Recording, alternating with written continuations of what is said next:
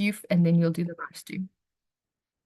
To our YouTubers, we want to say thank you to all of you. Blessed Sabbath, wherever you find yourself. May this message that you're going to receive tonight touch your hearts and your families. It is from Adel Basemer. She's going to share with us a hymn in time. So I hope that is also scratching your mind of what it is all about. So listen and take it at heart. And we're handing over to you now, Adel. Thank you very much. Thanks, Marlene. Hi to everybody. Yes, when you asked me for a topic, I thought, oh my goodness, okay. When I did this program in Afrikaans, the topic actually worked quite well. And then in English, I thought, oh, I'm going to have to give it another name for it to make any sense. So yes, a hymn in time. I don't know if the men are going to appreciate the challenges that ladies have or had in high school, especially with our school clothes hymns. I mean, if your hem came out for whatever reason, goodness gracious, you made sure you got to a roll of sellotape or a stapler or something, and you fixed that hem immediately. So I do know, however, of a mother who decided that she would sew some lace onto the hem of her son's shirt. Never again was his shirt not tucked in properly. He did not want his lace to show. So hems are actually very important things in our lives. And yes, the original topic I have for this little message in Afrikaans is usually leefstyl. And by the end of it, it changes to loofstyl, because that is what we should be doing, is praising. So the words, the vocabulary in English didn't work that well for that. However, I'm going to start with lifestyle. What is lifestyle? We had a little discussion about this, and a summary of what we refer to as lifestyle. It's very much, and as unique as we each are as people, just as unique, if you go and look at it, is your lifestyle. It becomes a lifestyle of couples when you marry. It then becomes a lifestyle of your family as life progresses. But each one is unique and very much driven by or based on our cultures, our values, your resources, your environment. All these things affect your lifestyle. What determines the uniqueness of your lifestyle compared to mine? Okay? There are many factors that affect this. Specifically, budget. And that I think we often find, regardless of what we do or where we are, money drives a lot of things, because time is valued in money. Labor, when you get an invoice of service on your car. Labor. So budget is definitely one of the factors. Your eating habits, your sleeping habits, your work, your school, exercise, health.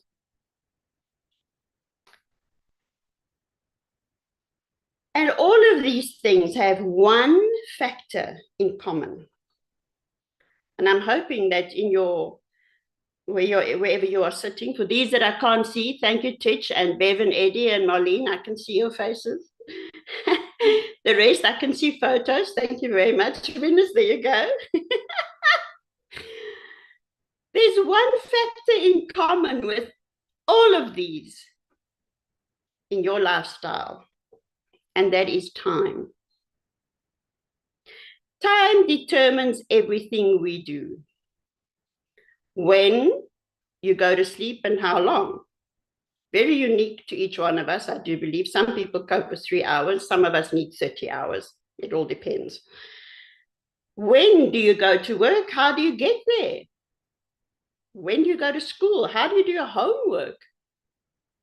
When do you exercise? Everything is connected to a period of time. And this side of heaven's door, we know no other way.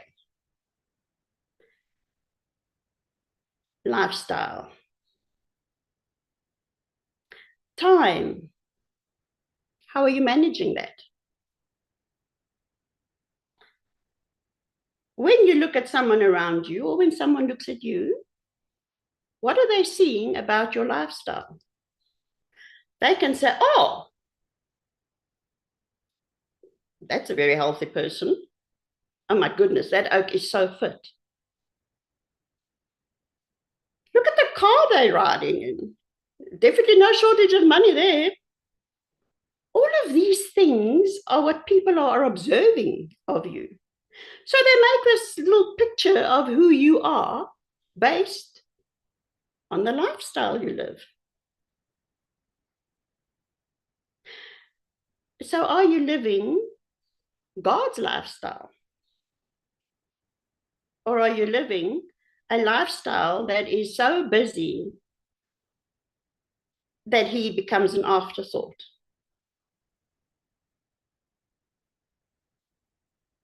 He asks us in our lifestyle to reflect him. So how do we do this? Yeah? So there are a few verses that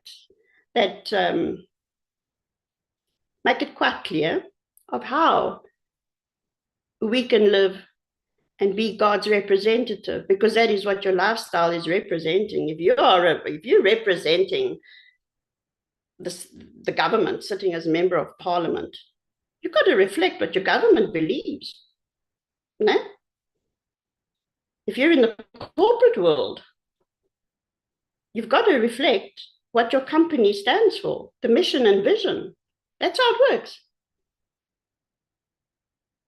So we have a wonderful corporate environment that we find ourselves in because it's God's environment. So he says to us, how are you representing my company? How are you representing me? Very simple. 1 Thessalonians 5, we find that he says, encourage one another. When you've been down and you walk past someone and there's a friendly smile, or they see the tears are really sitting, your plumbing is about to overflow, and you give a hug, it's encouragement. You make the world of difference in that person's life.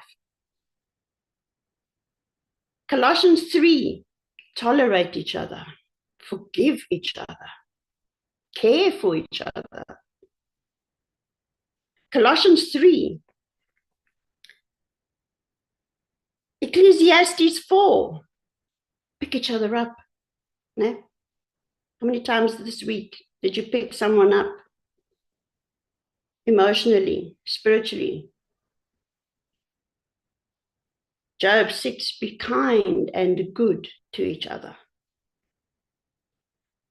Proverbs 17, love each other, because it covers offenses. So when we come to the end of the day or the week or a month, are we confident that God is smiling on us? He doesn't ask us to move mountains. He doesn't ask us to swim over oceans. That's what he gave us prayer for. We can carry those that are doing those things for him in our prayers. So what does the hem have to do with this? Everything. It brings me to our Jesus hem lady, for lack of having a name for her. She was condemned. She was an outcast. She was rejected because of how big a period of time in her life she'd been suffering from this disease and considered unclean. She wasn't allowed to be amongst anybody. Had to shout, unclean, unclean, whenever she came close. But she packed up every little bit of courage that she had. And she said, you know, I have to just touch Jesus. He's here. I have to just touch him. So you can imagine how she was trying to hide, pushing through all these people that she wasn't even supposed to be near at all. And all the shoving and the squeezing and the pushing and pressing against Jesus. I mean, really. By the time she gets close to him, she must have stumbled, because all she can manage to touch is the hem of his garment. Yet, those few seconds of touching the hem of his garment changes her life forever. That's how important time is. And what does Christ do? He does not wait for an hour and turn around and say, oh, I'm sure something else touched me now. Immediately, he doesn't even hesitate for a moment. Immediately, he stops. And is it, who touched me?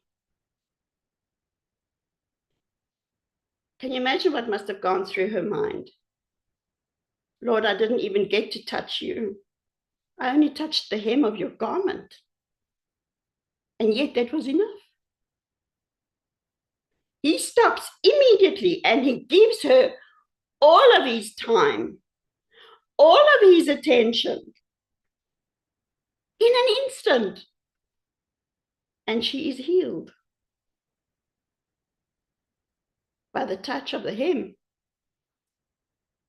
So Jesus waits just for those few seconds that you open up to him throughout the day in devoted time. Talking to him when you're in traffic. Talking to him when you're sitting waiting for somebody. Getting to know him, the time that we spend doing this. He waits just for those few seconds and he's there in an instant.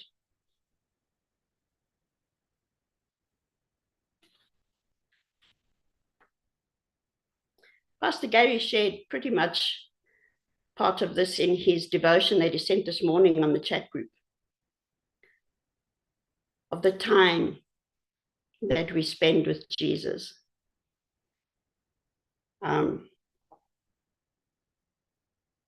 May our lifestyle reflect Jesus in all his glory, in what we say and what we do, how we do it. Because you might have your day planned out. 10 o'clock this is happening, 12 o'clock this is happening, 4 o'clock this is happening. But he may send somebody across your path that day that derails all your little plans that you had made, that you don't get to anything on your to-do list because Piet of Sunny of Yanni came across your path. And he prompts you to spend your time, energy with that person. And lo and behold, what happens to your to-do list? He comes in some other way and he makes sure that your to-do list is taken care of because he trusted you enough to send this person across your path today and expected and asked you to spend your time. So when we honor his time, he honors us with eternity. And that is a concept that none of us can fathom. Because everything we know is built out of seconds and minutes and hours and days and weeks. Go on and on and on. But if we honor him, he will honor you with eternity. It's incredible. So may your days be filled and ring loudly with praise for him. And may you plan, but also listen when he changes your plans. Honor your time for him, and he will honor you with eternity. Reach for more than the hem, but sometimes he knows, and he promises that just the hem of time is enough for him to reach you. Let's close our eyes. Our Heavenly Father, thank you for taking the time in creation. Thank you for giving us time in creation,